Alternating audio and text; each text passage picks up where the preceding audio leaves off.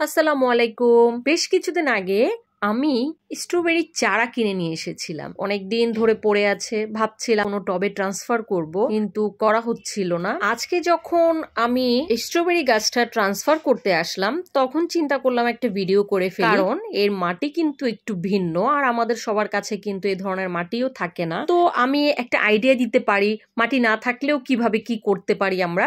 আজকের ভিডিওতে থাকছে স্ট্রবেরি গাছের জন্য আমি মাটি কিভাবে তৈরি করলাম, স্ট্রবেরি গাছ আমি কিভাবে টবে ট্রান্সফার করলাম। প্রথমে আপনারা দেখতে পেলেন আমি দুইটা ভিন্ন ভিন্ন টব থেকে মাটি বের করে নিয়েছি। এইখানে একটা টবে ছিল লাল মাটি, আরেকটা টবে ছিল কিচেন ওয়েস্ট দিয়ে বানানো মাটি, যার মধ্যে এক ফোঁটাও মাটি নেই, মানে কাঠের গুঁড়ি দিয়ে আমি ওই মাটিটা তৈরি করেছিলাম। এই যে দেখুন কেমন কালো মাটি, একদম কালো হয়ে গিয়েছে। খুবই ভালো মানের একটা মাটি, এটার পুষ্টিগুণ অনেক বেশি। তো লাল মাটিতে যেহেতু গাছ ভালো হয় না, এটার সাথে আমি এই কিচেন ওয়েস্ট দিয়ে বানানো মাটিটা মিক্সড করে নিচ্ছি। আর কিচেন ওয়েস্ট দিয়ে এই মাটিটা আমি প্রায় 7 থেকে 8 মাস আগে তৈরি করেছিলাম। দেখুন কালো হয়ে গিয়েছে, একটা উন্নত মানের মাটি তৈরি হয়েছে। আর এই যে দেখুন আমি সবসময় কি করি, কিচেন ওয়েস্টের ওপর মাটি দিয়ে যে কোনো একটা সবজি গাছ বসিয়ে দিই। এই ক্ষেত্রে আমি যদি স্ট্রবেরি গাছটা বসিয়ে দিই তাহলে কিন্তু আমার গাছটা মরে যাবে। তাই আমি এই যে পুরনো কিচেন ওয়েস্ট দিয়ে বানানো মাটি, যেটা অনেক বেশি উর্বর, ঝুরঝুরে একটা মাটি, এই মাটিটা আমি ব্যবহার করছি। মনে রাখতে হবে স্ট্রবেরি গাছ কিন্তু খুব বেশি পানি পছন্দ করে না, তাই আমরা এমন কোনো মাটি ইউজ করব না যে মাটিটা অনেক বেশি পানি ধরে রাখে। স্ট্রবেরি গাছ মূলত বেলে দোআঁশ মাটিতে খুব ভালো হয়, তবে আমার কাছে যেহেতু এখন ওই মাটিটা নাই, তাই আমি এটাই সুন্দর করে প্রসেস করে নিচ্ছি। এই যে আমার গাছটা প্রায় 1 মাস আগে আমি কিনে এনেছিলাম, আর এই যে এই পাত্রে আমি এটা ট্রান্সফার করব। আমি যে মাটিটা নিয়েছিলাম সেটা আমি 3 দিন শুকিয়ে নিয়েছি, ভালো মতো শুকিয়ে নিয়েছি। আর এই যে পাশে এটা কিন্তু চা পাতাও আমি শুকিয়ে নিয়েছি। আমার মাটিটা যেহেতু খুব বেশি ঝুরঝুরে ছিল না, লাল মাটি ছিল, আর সাথে আমি কিচেন কম্পোস্ট দিয়ে বানানো কিছুটা মাটি নিয়েছিলাম, তাই আমি এর সাথে চা পাতা মিক্সড করে নিব। এতে আমার মাটিটা অনেক বেশি হালকা হবে, পানি জমে থাকবে না, আবার খুব ভালো একটা সারও হবে। এই যে কিচেন কম্পোস্ট দিয়ে আমি যে মাটিটা তৈরি করেছি সেটা কতটা ঝুরঝুরে দেখতে পেলে, একদম চাপ দেওয়া মাত্রই ভেঙে গেল। আর এইখানে এই যে লাল মাটিটা, এটা কিন্তু এতটুকু মাটি অনেক ওজন ছিল।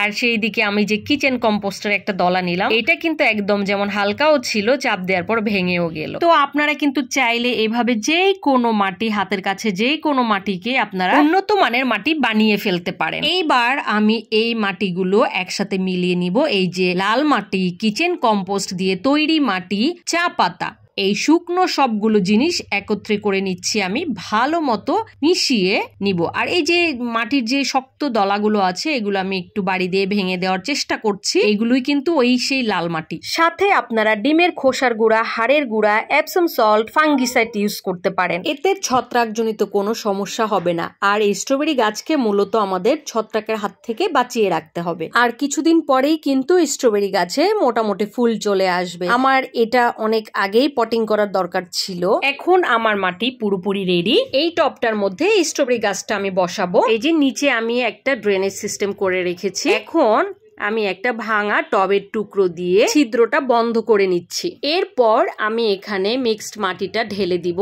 লাল মাটিটা এতটাই শক্ত, আমি কিন্তু ঠিক মতো ভেঙে নিতে পারিনি, তবে সমস্যা নেই। আমার এটার মধ্যে যেহেতু চা পাতা মিক্সড করা আছে, যখন আমি এর মধ্যে পানি দিব, এই শক্ত মাটিটা ভেঙে চা পাতার সাথে মিক্সড হয়ে ঝুরঝুরে হয়ে যাবে। তো টবটা এই পর্যন্ত ভরে নিলাম। এরপর আমি এই যে আমার গাছটা দেখুন, পাতাগুলো কি সুন্দর আছে এই ছোট্ট জায়গায়। এটার এখনই পটিং না করলে গাছটা কিন্তু গ্রোথ থেমে যেত। আর আরেকটা বড় ব্যাপার কি জানেন, স্ট্রবেরি গাছে গোড়ার মাটি খুব বেশি উপরে কিন্তু দিতে হয় না, একদম গোড়া বরাবর মাটিটা রাখতে হয়। আমি এখানে দেখলাম নার্সারি থেকেই গোড়া থেকে বেশ অনেকটা উপরে মাটি উঠানো, এর জন্য আমার নিচের কয়েকটা পাতা দেখলাম পচে গিয়েছে। আলতো করে এই প্যাকেটটা ছিঁড়ে আমি গাছটা বের করে নিব। খেয়াল রাখতে হবে আমার গাছের শেকড় যাতে বের না হয়ে যায় মাটি সরে। এখন আমি গাছটা টবে বসিয়ে দিচ্ছি। তার আগে এই যে পাশ দিয়ে আমি মাটিগুলো হালকা করে ভেঙে দিচ্ছি।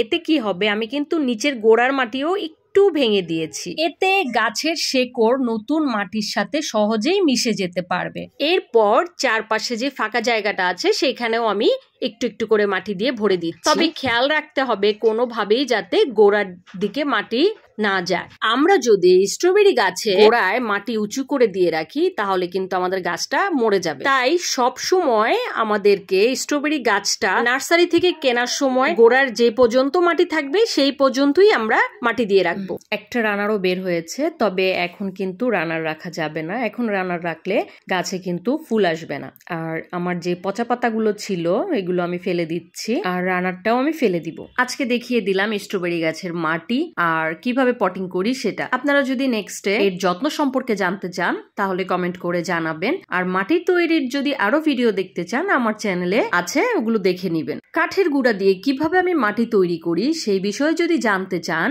তাহলে আমাকে কমেন্ট করে জানাবেন।